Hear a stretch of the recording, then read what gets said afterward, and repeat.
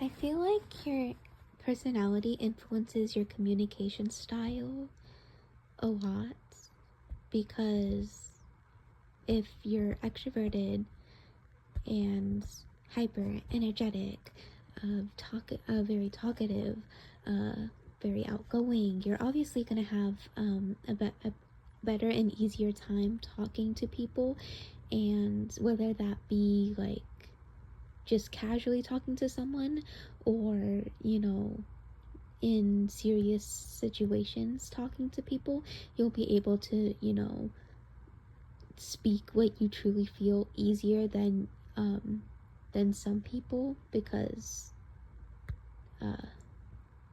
yeah, I don't know how to explain that, but I just feel like it's a lot easier for people who are extroverted to speak their minds truthfully and easily, compared to people who are introverted who really don't want to talk to people in most cases, and therefore making it harder uh, to talk in a more genuine sense. So I feel like those are just a couple ways that your personality can influence the way that you speak to people, or rather, if you're truly speaking what you think in your head. I, despite getting the introverted um the introverted thing, I do really really like talking to people. Um it's just like a whole it's harder if I don't know you kind of thing and stuff like that. Um but I like talking, and if you won't talk, then I'll talk and stuff, because I kind of don't want to be in the quiet, silent kind of situation. Um, you don't have to say anything. I'll just talk your ear off so that I'm not left with my thoughts and stuff like that. Um,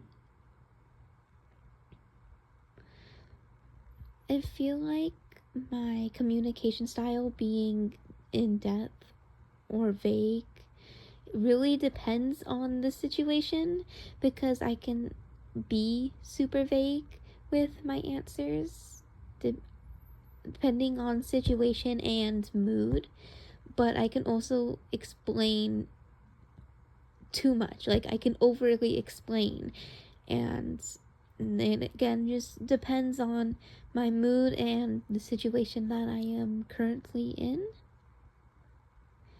Um, uh, Effective communication. Effective communication to me means effectively getting your points across. Because effective communication, effective talking, affecting people with your talking. To be an effective communicator, there's a bunch of things that you can do. You can, not only with like your words and how you're putting your words together, you can do it in body language. Like, that's something I learned in theater. If you use your body to, like, while you're talking, that makes you more effective. It's also something I learned in debate, both of those things. You also just need to have confidence. If you have confidence in what you're saying, then you're more effective to the person listening than if you can, like, even if you're not confident in what you're saying, if you play it off as you're confident in what you're saying, then that's more effective than not doing those things and not convincing your audience. Yeah. Sorry, this is so bad. I'm really tired right now. I feel like the article was very informative and filled with information that I really wasn't aware of. I have taken this test before, and I use like the different personality types for, you know, characters that I make as an artist and a writer, but I really haven't gone too deep into things. So yeah. I didn't know, and this is something that resonates with me, that ISFP and INFP, the two results that I interchangeably get, are very similar, as they are both introverted feelers with the I and the F, which basically symbolize introverted and feeling. I also didn't know that that the best way to talk with these two groups of people is by actually becoming their friend, because I feel like, as like somebody who is introverted, it wouldn't be easy to talk to them and therefore befriending them, and vice versa. So I did not know that. Okay, hello. I have taken this quiz multiple times, and it cannot decide whether I am an ISFP or an INFP. This time it came out that I am an INFP, with 54% introverted, so basically split right down the middle of extroverted and introverted, 82% intuitive, 63% feeling, 68% prospecting, and 97% turbulence.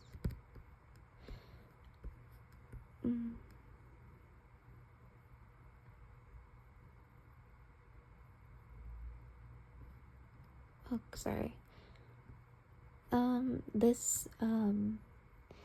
This quiz says that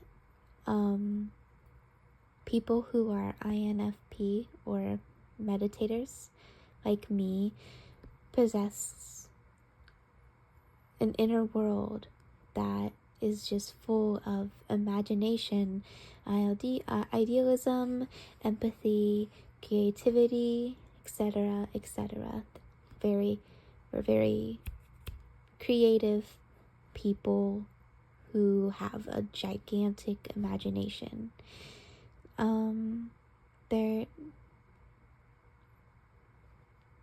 often very wondrous, and they see life in the same way.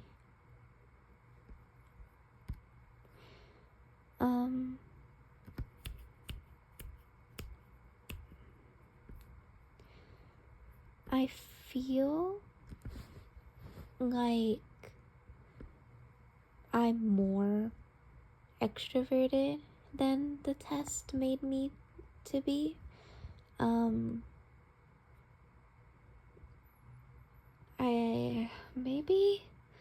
don't know, as I said, it is pretty split down the middle, with only 4% more introverted. I just feel like I'm a little more extroverted. It got it right that I'm very imaginative and open-minded to things, because I am, as an artist, an actor, singer, etc. I am very, very creative in fields. I'm more of a feeling person. I do follow my heart instead of my mind most of the time. So I think I got that one right.